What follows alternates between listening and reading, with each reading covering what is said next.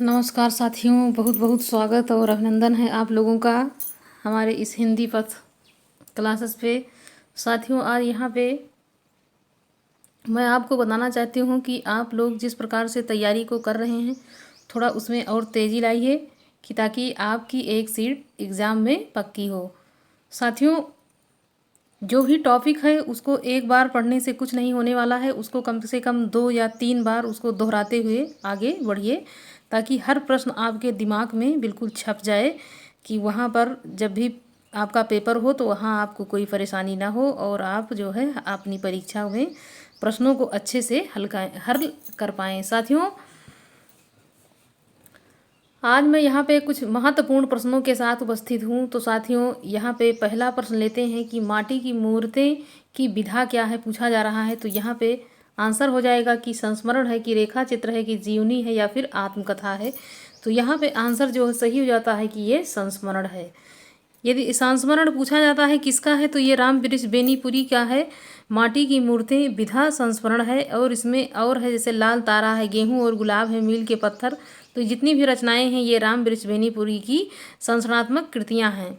तो यहाँ पे आंसर सही हो जाता है माटी की मूर्तें। यदि खेती पूछी जाती किसकी है, तो राम वृक्ष बेनीपुरी की यहाँ पे हो जाएगा। अगला यहाँ पे प्रश्न है कि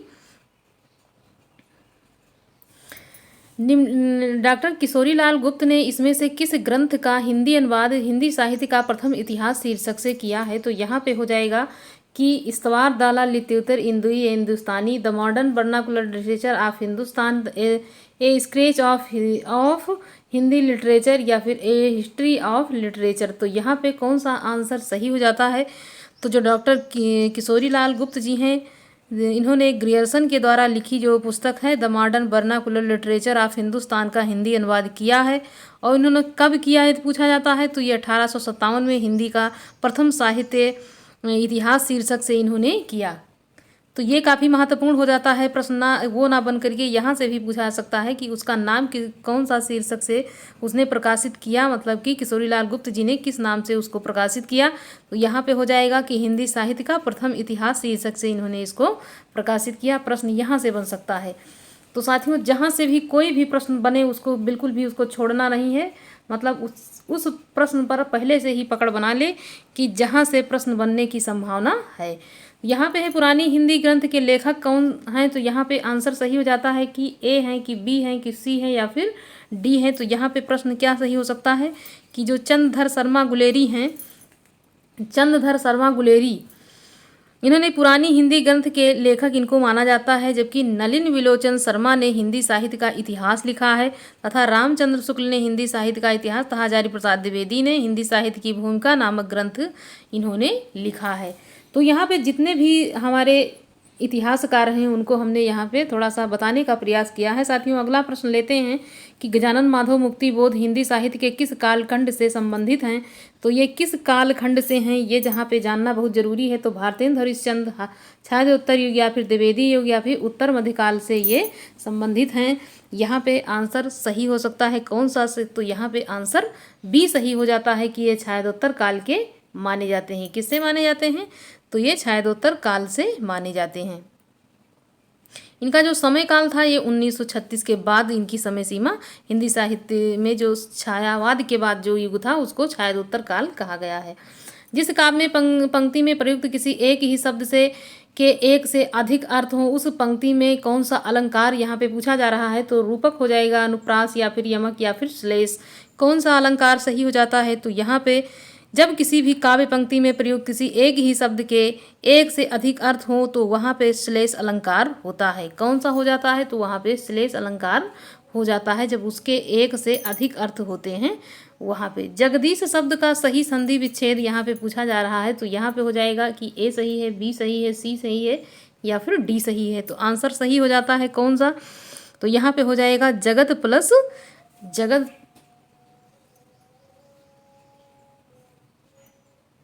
जगत प्लस यहाँ पे आंसर सही हो जाता है ईसा। तो यहाँ पे आंसर सही है जगत प्लस ईसा। अगला यहाँ पे है कि दूसरी परंपरा की खोज विधा की रचना कौन सी है। तो आलोचना है, खोज एवं सर्वेक्षण है, कहानी है, या फिर ललित निबंध है। तो दूसरी परंपरा की खोज जो है वो एक महत्वपूर्ण रचना के रूप में जानी जाती है। किसमें, तो वो आलोचना के अंतर्गत आती है। किसने लिखा यदि पूछा जाता है तो यहाँ पे हो जाएगा कि दूसरी परंपरा की खोज किसने की, तो नामवर सिंह जी ने इसकी खोज की, मतलब इस रचना की खोज की, मतलब इस रचना को उन्होंने लिखा। किसने लिखा, तो नामवर सिंह जी ने इसको लिखा। यदि अन्य रचनाओं के बारे में देखा जाता है तो आलोचक के मुख से 2005 में, वाद विवाद संवाद 1989 में, दूसरी परंपरा की खोज यदि पूछा जाता है किस सन में, तो 1982 में, कविता के नए प्रतिमान 1968 में, कहानी नई कहानी 1965 में, आधुनिक साहित्य की प्रवृत्ति 1962 में, और इतिहास और आलोचना 1957 में, छायावादी 1955 में, हिंदी के विकास में अपभ्रंश का योगदान 1952 में। तो जितने भी ज़्यादा जैसे जो भी रचना, मतलब कि जैसे इतिहास ग्रंथ के दौरान मान लीजिए किसी ने इतिहास ग्रंथ ज़्यादा लिखा है तो उसके प्रश्न ज़्यादा बनने की संभावना रहती है। यदि किसी ने कहानी ज़्यादा लिखी है तो उन्हीं कहानियों को बार बार दोहराया जाता है। यदि किसी ने आलोचना से संबंधित पुस्तकें ज़्यादा लिखी हैं तो उस विधा में आलोचना की पुस्तक उनकी ज़्यादा है, तो उन्हीं से रचना मतलब प्रश्न बनने की संभावना रहती है। तो उनके प्रश्नों को खूब अच्छे से तैयार करें। जैसे यहाँ पे है कि कविता के नए प्रतिमान है और दूसरी परंपरा की खोज, और यदि यहाँ पे देखा जाता है कि इतिहास और आलोचना, तो ये मतलब कुछ महत्वपूर्ण है जो अक्सर एग्ज़ाम में जो है प्रश्न बनने की पूरी संभावना रहती है। तो साथियों, कोई भी प्रश्न हल्के में ना लें, वो बहुत जो है उसको अच्छे से उस पर पकड़ बनाएं और वही प्रश्न बिल्कुल पूछा जा सकता है। नाटक के लिए रंगमंच होना चाहिए, रंगमंच के लिए नाटक नहीं, यह कथन किसका है? ये बहुत इंपॉर्टेंट है, ये कई बार एग्जाम में पूछा जा चुका है।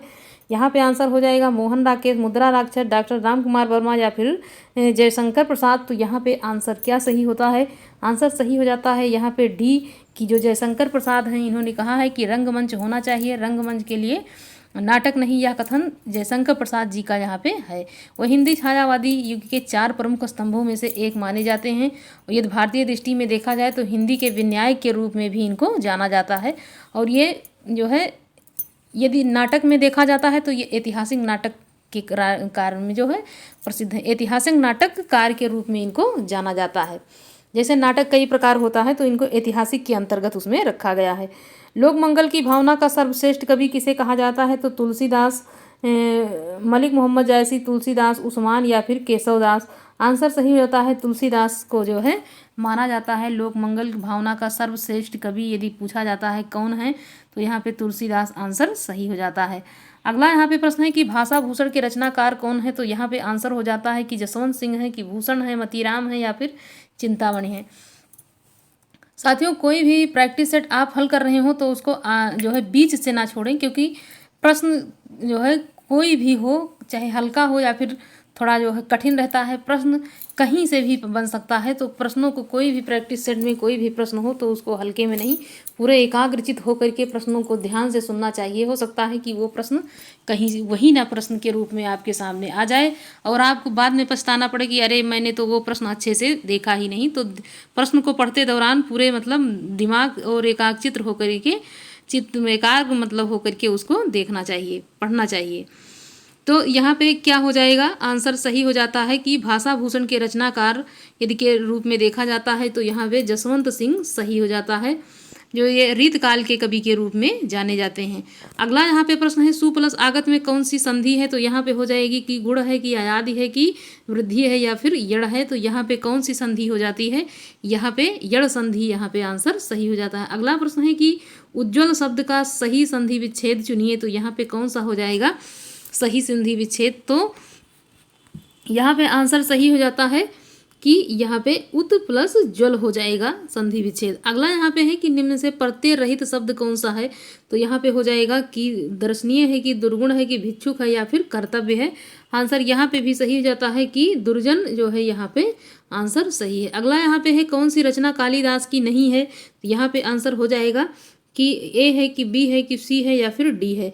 तो यहाँ ए बी सी डी ये सारी रचनाएं कालिदास की हैं, जबकि बुद्ध चरितम जो है उनकी रचना नहीं है।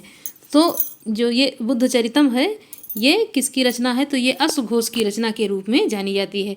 अगला यहाँ पे प्रश्न है कि कौन सा नाटक भास का नहीं है? तो यहाँ पे हो जाएगा कि स्वप्न वासोदत्तम है, प्रतिज्ञा है, प्रतिमा नाटक है या फिर मुद्रा राक्षस है। तो यहाँ पे जितने भी आंसर हैं ये इधर ये सब भास के हो जाते हैं, जबकि मुद्रा राक्षस जो है ये नाटक उनका नहीं है। तो किसका हो जाता है? तो ये यहाँ पे विशाख दत्त जी का नाटक हो जाता है। अगला यहाँ पे है अन्याय शब्द का संधि विच्छेद होगा। तो यहाँ पे हो जाएगा अन्न प्लस न्याय, अन्न प्लस न्याय मतलब अन्न प्लस न्याय या फिर अन्य प्लस न्याय। तो यहाँ पे आंसर कौन सा सही हो जाता है? आंसर यहाँ अन्य प्लस अन्य होगा। तो यहाँ पे आंसर सही हो जाता है कौन सा? बी यहाँ पे सही हो जाएगा कि अन्य प्लस अन्य। तो यहाँ पे ये आंसर सही हो जाता है।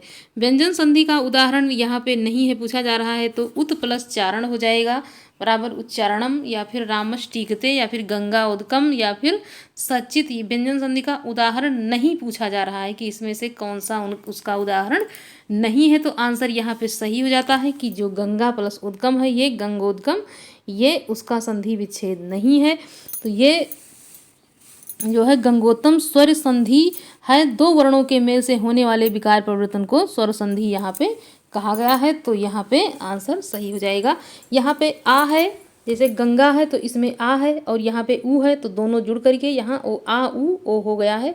ये गुण संधि के अंतर्गत आता है। अगला यहाँ पे प्रश्न है कि स्वात्यस्तु संधि विच्छेद होगा। तो किसका हो जाएगा? यहाँ पे आंसर हो जाएगा कि ए है कि बी है कि सी है या फिर डी है। तो यहाँ पे आंसर जो सही हो जाता है वो सही हो जाएगा कौन सा? यहाँ पे बी आंसर सही हो जाता है। अगला यहाँ पे है कि कौन सा साहित्यकार हिंदी की व्यंग विधा से संबंधित नहीं है? कौन से यहाँ पे ऐसे जो है लेखक हैं या रचनाकार हैं जिन्होंने व्यंग से कोई उनका मतलब नहीं है? तो यहाँ पे श्रीलाल शुक्ल हैं, शरद जोशी हैं, हरशंकर परसाई हैं या फिर नरेश मेहता हैं। तो इसमें से कौन सा आंसर सही हो जाता है? आंसर सही हो जाएगा डी। यहाँ पे नरेश मेहता जी जो है ज्ञानपीठ से सम्मानित हो चुके हैं, जो भारतीयता की अपनी गहरी दृष्टि के लिए जाने जाते हैं। इनका संबंध हिंदी व्यंग विधा से इनका संबंध नहीं है। अगला यहाँ पे प्रश्न है कि निम्नलिखित में से वर्तनी दृष्टि से शुद्ध शब्द का चयन करें। तो यहाँ पे हो जाएगा कि ये पूजनीय सही है कि उज्ज्वल सही है कि परिपार्श्व है या फिर ज्योत्सना है। तो यहाँ पे आंसर कौन सा सही हो जाता है? यहाँ पे आंसर सही हो जाएगा सी कि परिपार्श्व जो है ये यहाँ पे से शुद्ध जो है यहाँ पे है। अगला यहाँ पे है कि निम्नलिखित में से शुद्ध को चुनना है यहाँ पे भी। तो यहाँ पे हो जाएगा राम रोटी खाया है, राम ने रोटी खाया है, राम ने रोटी खाई है, राम ने रोटी खा लिया है। आंसर यहाँ पे सही हो जाता है कौन सा? तो यहाँ पे सी आंसर सही हो जाएगा, राम ने रोटी खाई है। अगला है कि निम्नलिखित में से शुद्ध शब्द को चुनिए। तो यहाँ पे कौन सा हो जाएगा? तो ए हो जाएगा, बी हो जाएगा, सी या फिर डी। तो यहाँ पे आंसर जो सही हो जाता है वो हो जाता है संन्यास। यहाँ पे आंसर बी सही हो जाता है। अगला है कि दोहा कोश किसकी रचना है? तो दोहा कोश यहाँ स्वयंभू की है, सरापाद की है, पुष्पदंत की है या फिर देवसेन की है। तो यहाँ पे सरापाद की रचना ये मानी जाती है। कौन सी? तो यहाँ पे दोहा कोश उनकी रचना है। अगला है कि गोरखवाणी का संपादक किसे माना जाता है? आचार्य हजारी प्रसाद द्विवेदी, राहुल शंकर त्यान, डॉक्टर पीताम्बर दत्त बर्थवाल या फिर रामचंद्र शुक्ल। तो गोरखवाणी का जो संपादक है वो किसे को माना जाता है? तो आंसर सही हो जाता है पीताम्बर बर्थवाल जी को माना जाता है। संस्कृत भाषा के ऐसे शब्द जिनका हिंदी भाषा में प्रयोग करने पर रूप बदल जाता है वो क्या कहलाते हैं? तो यहाँ पे हो जाएगा कि वो विदेशी हैं कि तत्सम हैं कि तद्भव हैं या फिर देशज हैं। तो वो किस प्रकार के हो जाते हैं? तो आंसर सही है वो तद्भव हो जाते हैं, जो संस्कृत के तत्सम रूप रहते हैं, लेकिन जब उसको हम हिंदी भाषा में प्रयोग करते हैं तो वो तद्भव हो जाता है। निम्नलिखित में से भाषा के संदर्भ में अपभ्रंश का प्रयोग कब से प्रारंभ माना जाता है? तो 11वीं से शताब्दी से, 9वीं शताब्दी से, 10वीं शताब्दी से या फिर 6ठी शताब्दी से इसका आरंभ माना जाता है। तो ये 6ठी शताब्दी से इसका आरंभ माना जाता है। किससे माना जाता है? 6ठी शताब्दी से इसका जो है शुरुआत इसको मानते हैं। अपभ्रंश शब्द का सर्वप्रथम प्रमाणिक प्रयोग पतंजलि ने महाभाष्य में मिलता है। भाषा विकास क्रम में संस्कृत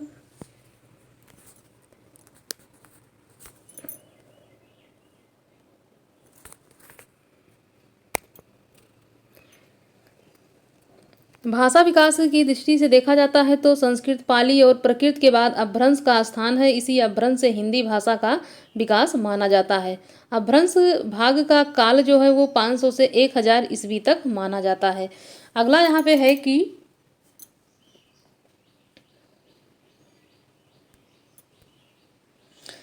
अनुराग बासरी के रचयिता कौन है। अनुराग बासरी के रचयिता यहाँ पे हो जाएगा कि शेख रहीम हैं, नूर मोहम्मद हैं, कासिम शाह हैं या फिर मुल्ला दाऊद हैं। तो आंसर यहाँ पे कौन सा सही हो जाता है? आंसर यहाँ पे सही हो जाएगा। अगला यहाँ पे है कि काल क्रमानुसार लिखा गया हिंदी साहित्य का प्रथम इतिहास ग्रंथ कौन सा है।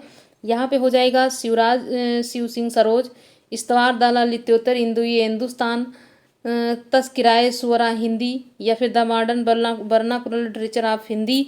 यहाँ पे कौन सा आंसर सही हो जाता है? आंसर इसमें बी सही होता है कि इंदुई हिंदुस्तानी जो है ये यहाँ पे प्रथम ऐतिहासिक ग्रंथ के रूप में माना जाता है। यदि पूछा जाता है किसने लिखा है, इसका लेखक कौन है, तो यहाँ पे गारसा दतासी के रूप में उनको जाना जाता है, जो फ्रेंच के रहने वाले हैं। उन्होंने फ्रेंच भाषा में ही इसको लिखा भी है। दृजदेव किस परंपरा के अंतर्गत आते हैं? तो रीत काल के हैं, रीत मुक्ति, रीत सिद्ध या फिर भक्ति धारा के। आंसर यहाँ पे कौन सा सही हो जाता है? यहाँ पे हो जाएगा कि रीत मुक्त के यहाँ पे माने जाते हैं। तिष्ठति सधातु रूप में कौन सा लकार है? तो यहाँ पे लट लकार है, लोट है या फिर लंग है या फिर विधिलिंग लकार है। यहाँ पे कौन सा लकार यहाँ पे प्रयोग हुआ है? तो तिष्ठत में यहाँ पे लट लकार का प्रयोग हुआ है। अगला है कि अपिबद धातु में कौन सा लकार है? तो यहाँ पे हो जाएगा कि यहाँ पे लंग लकार है कि लट लकार है कि लोट लकार है या फिर लिट लकार है। किस लकार का इसमें प्रयोग किया गया है? तो यहाँ पे हो जाता है कि जो लकार है उसका प्रयोग यहाँ पे यहाँ पे हो जाता है कि यहाँ पे लंग लकार का प्रयोग हुआ है।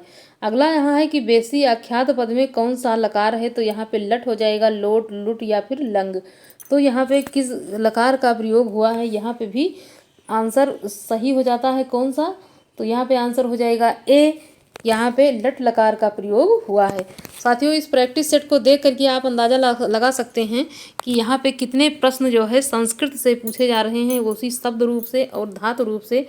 तो आप संस्कृत के जो 2-4-10 प्रश्न पूछे जाते हैं उनको हल्के में ना लें और उनको अच्छी से उसकी तैयारी करते रहें। दुह धातु के अंतर्गत यहाँ पे लट लकार मध्यम पुरुष एक वचन का रूप यहाँ पे पूछा जा रहा है। तो यहाँ पे आंसर कौन सा सही हो जाता है? यहाँ पे हो जाएगा कि दोक्षी है कि दो ही है या दुघास ही हो जाएगा या दुहास ही हो जाएगा। कौन सा यहाँ पे आंसर सही हो जाता है? यहाँ पे दोक्षी जो है दुह धातु से लट लकार का प्रयोग हुआ है, तो यहाँ दोक्षी हो जाता है। अगला यहाँ पे प्रश्न है कि निम्नलिखित में से स्त्रीलिंग शब्द है, तो स्त्रीलिंग शब्द कौन सा है? टकसाल है, दाग है, घर है या फिर खीरा है। कौन सा यहाँ पे आंसर सही हो जाता है? आंसर इसमें सही हो जाता है टकसाल यहाँ पे है। अगला यहाँ पे है कि निम्नलिखित युग्मों में से एक लिंग की दृष्टि से शुद्ध है, तो कौन सा शुद्ध है? यहाँ पे सम्राट है, सम्राटी है, वीरांगना है, वीरांगना है, गोप है, गोपियाँ है, सुलोचना है, सुलोचना है। कौन सा आंसर यहाँ पे सही हो जाता है? यहाँ पे आंसर डी जो है वो सुलोचना, सुलोचन या फिर सुलोचना, ये यहाँ पे शुद्ध हो जाता है। अगला है निम्नलिखित शब्दों में से एक स्त्रीलिंग है, तो स्त्रीलिंग कौन सा है? डोरा है, रस्सा है, धागा है, सूत है। कौन सा आंसर यहाँ पे हो जाता है? जब इस प्रकार के शब्द होते हैं तो यहाँ पे जो है यहाँ पे डोरा हो जाएगा। डोर जो है वो यहाँ पे हो जाएगा। अगला यहाँ पे है कि शकुंतला नाटक का खड़ी बोली गद्य में अनुवाद किसने किया है? यहाँ पे आंसर सही हो जाता है कि ए है, बी है, सी है या फिर डी है। तो यहाँ पे जो आंसर सही हो जाता है कौन सा? यहाँ पे बी आंसर सही हो जाता है। राजा लक्ष्मण सिंह ने किया है और शकुंतला नाटक जो है एक खड़ी बोली गद्य में इन्होंने अनुवाद किया है। कालिदास वाला ये नहीं है। पृथ्वीराज की आंखें शीर्षक नाटक के रचयिता यहाँ पे हैं कौन है? तो यहाँ पे हो जाएगा कि उदय शंकर भट्ट, लक्ष्मी नारायण लाल या फिर राम कुमार वर्मा या फिर सेठ गोविंद दास जी को माना जाता है। कौन सा आंसर सही हो जाता है? सी यहाँ पे राम कुमार वर्मा आंसर सही है। कौन सा? तो पृथ्वीराज की आंखें, राम कुमार वर्मा। अगला है कि भ्रमर गीत प्रसंग का मूल स्रोत क्या है? तो श्रीमद्भगवत का पंचम स्कंद, श्रीमद्भगवत का दसम स्कंद, श्रीमद्भगवत तृतीय स्कंद, श्रीमद्भगवत का नवम स्कंद। कहाँ से इस को लिया गया है, तो यहाँ पे हो जाता है श्रीमद् भगवत का 10वां स्कंद इसको माना जाता है। अगला है कि जय पराजय में कौन सा समास है, तो यहाँ पे अव्यय हो जाएगा, बहुव्रीहि, द्वंद्व या फिर द्विगु। कौन सा समास यहाँ पे प्रयोग हुआ है, तो आंसर सही हो जाता है सी कि यहाँ पे द्वंद्व समास का प्रयोग हुआ है। अगला है लंबोदर उदाहरण है किसका, तो यहाँ पे बहुव्रीहि का है, द्वंद्व समास, द्विगु समास या फिर कर्मधारय समास का। तो यहाँ पे लंबा है उधर, अर्थात तीसरे की तरफ इशारा हो रहा है, तो यहाँ पे बहुव्रीहि जो है समास हो जाएगा। द्विवेदी युग का वह साहित्यकार जिसे कविता कामनी कांत भारतेंदु प्रज्ञेंदु साहित्य सुधाकर उपाधियों से विभूषित किया गया है, तो ये कौन हो सकता है यहाँ पे देखना है। तो यहाँ पे नाथूराम शर्मा शंकर हैं, भारतेंदु हरिश्चंद्र हैं, या फिर रामधारी सिंह या फिर सूर्यकांत त्रिपाठी निराला। तो यहाँ पे जो आंसर सही जाता है ए है नाथूराम शर्मा शंकर। यहाँ पे देख लीजिए कि इनको जो है द्विवेदी युग के साहित्यकार हैं और इनको किस प्रकार से कितनी सारी जो है यहाँ पे जो है उपाधियों से इनको विभूषित किया गया है। तो इनको कविता कामनी कहा जाता है, कविता कामनी कांत कहा जाता है, भारतेंद्र प्रज्ञेंदु कहा जाता है, इनको साहित्य सुधाकर कहा जाता है। अब ये दो चार जो उपाधियां हैं वो किसको मिली हैं, तो नाथूराम शर्मा शंकर को। तंत्री नाद कपित रस सरस राग रतिरंग अन बूढ़े बूढ़े तिरे जे बूढ़े सब रंग सब अंग। इस दोहे में कौन सा अलंकार है, तो यहाँ पे हो जाएगा उपमा है, विरोधाभास, दृष्टांत या फिर रूपक। कौन सा अलंकार है ये यहाँ पर पूछने का प्रयास किया गया है, बी यहाँ पे विरोधाभास का अलंकार है। अगला है कि खगकुल कुल कुल सा बोल रहा में कौन सा अलंकार है, तो यहाँ पे हो जाएगा कि यमक है कि श्लेष है या उपमा है या फिर रूपक अलंकार है। तो यहाँ पे कौन सा आंसर सही हो जाता है, यहाँ पे सही हो जाएगा कि यमक अलंकार का प्रयोग हुआ है। किसका हुआ है, तो यहाँ पे यमक अलंकार का प्रयोग हुआ है। जहाँ पे कोई शब्द एक से अधिक बार प्रयुक्त हो किंतु उसके अर्थ अलग अलग हो, वहाँ पे यमक अलंकार होता है। अगला यहाँ पे प्रश्न है कि दिगरु झट टूटत कुटुम जुरत चतुर्चित प्रीत में कौन सा अलंकार है। यहाँ पे हो जाएगा विरोधाभास है, असंगति है, विभावना है या फिर निर्देशना है। कौन सा अलंकार यहाँ पे सही हो जाता है, तो सही हो जाएगा इसमें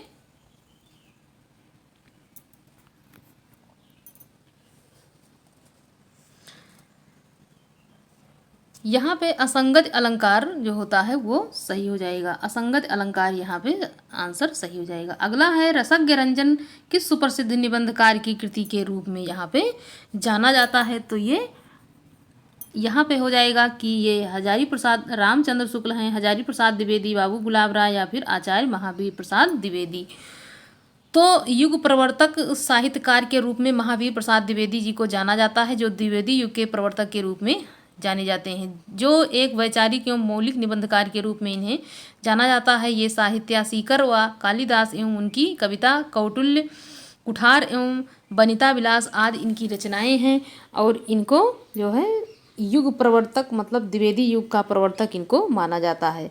अशोक के फूल निबंध रचित है, तो यहाँ पे हो जाएगा महादेवी वर्मा, डॉक्टर हजारी प्रसाद द्विवेदी या फिर रामधारी सिंह दिनकर या फिर नागार्जुन जी। तो यहाँ पर आंसर सही हो जाता है कि हजारी प्रसाद द्विवेदी जी की ये रचना है। काव्य कालिदास के अलंकार के लिए प्रसिद्ध हैं, तो यहाँ पे हो जाएगा कि उपमा है कि श्लेष है कि रूपक है या फिर उत्प्रेक्षा है। यहाँ पे किस अलंकार के रूप में कालिदास जी को जाना जाता है, तो यहाँ पे उपमा के लिए कालिदास जी को जाना जाता है। किसके लिए, तो उपमा कालिदास से भारवे अर्थी गौरवम दंडिना पद लालित्यम माघे संते त्रयो गुणा।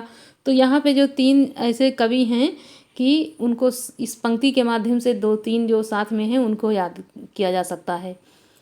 और माघ में ये तीनों गुण जो है उपमा कालिदास में है, जबकि अर्थ गौरव भारव में है और पदलालित दंडी के रूप में, और उसके बाद माघ में ये तीनों गुण विद्यमान कहे गए हैं। अगला है कि मालती माधव के रचनाकार कौन है, तो यहाँ पे हो जाएगा कि भारिव हैं कि कालिदास हैं या फिर श्रीहर्ष हैं या फिर भवभूति हैं। तो भवभूति यहाँ पे आंसर सही हो जाता है कि मालती माधव के रचनाकार भवभूति जी हैं। राम से धन स्वीकार करो इत्यस्त संस्कृत अनुवाद अस्ति, तो यहाँ पे कौन सा आंसर सही हो जाता है यहाँ पे ए सही होता है, बी सही होता है, सी या फिर डी आंसर सही हो जाता है। तो यहाँ पे आंसर कौन सा सही हो जाएगा? राम से धन स्वीकार करो इत्य संस्कृत अनुवाद। तो यहाँ रामात धनम स्वीकरोति अस्ति, रामात धनम स्वीकरोति, यहाँ पे ये आंसर जो है वो सही हो जाता है। अगला यहाँ पे है कि बच्चा लड्डू के लिए रोता है। यहाँ पे सही अनुवाद हो जाएगा ए है, बी है, सी है या फिर डी है। तो यहाँ पे कौन सा आंसर सही हो जाता है? यहाँ पे हो जाएगा बच्चा किसके लिए रोता है? तो लड्डू के लिए रोता है। शिशु मोदिकाय रोचते, यहाँ पे शिशु मोदिकाय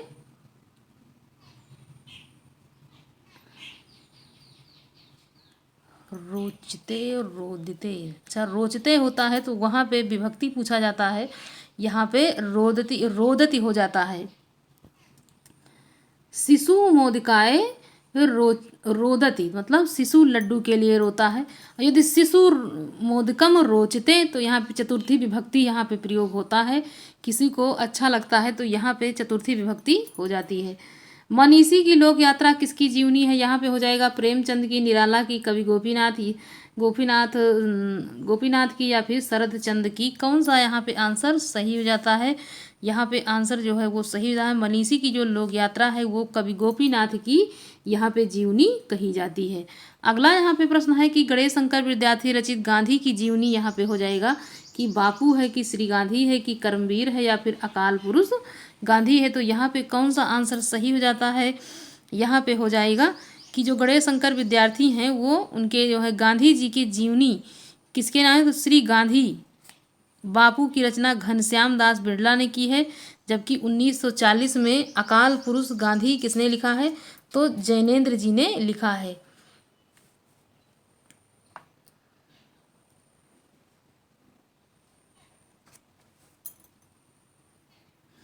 अगला है कि बाल मुकुंद गुप्त रचित निबंध संग्रह का नाम कौन सा है?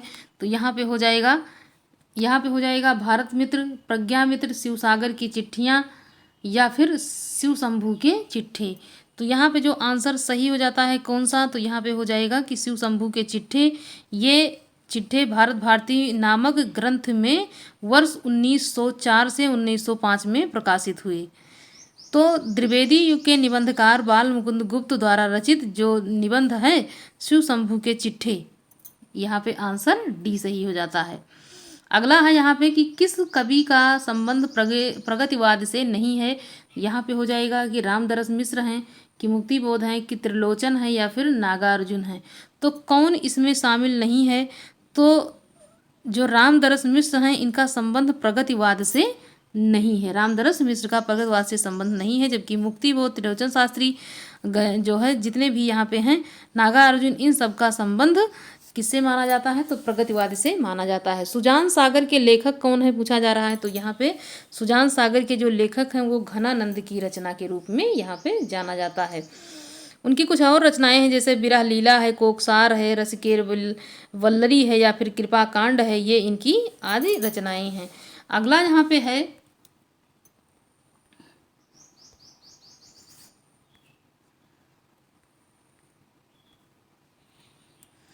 जमुन जल तुम काव्य के रचनाकार कौन है? जमुन जल तुम, तो यहाँ पे हो जाएगा भवानी प्रसाद मिश्र धूमिल या शिव मंगल सुमन या फिर केदारनाथ अग्रवाल।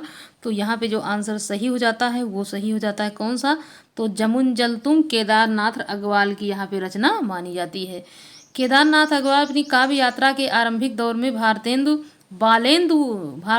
बालेंदु उपनाम से कविता किया करते थे। इनके द्वारा रचित प्रमुख काव्य युग की गंगा, नींद के बादल, फूल नहीं रंग बोलते हैं, आग का आईना, ए मेरी तुम, मार प्यार की थापे, कहे किदार खरी खरी।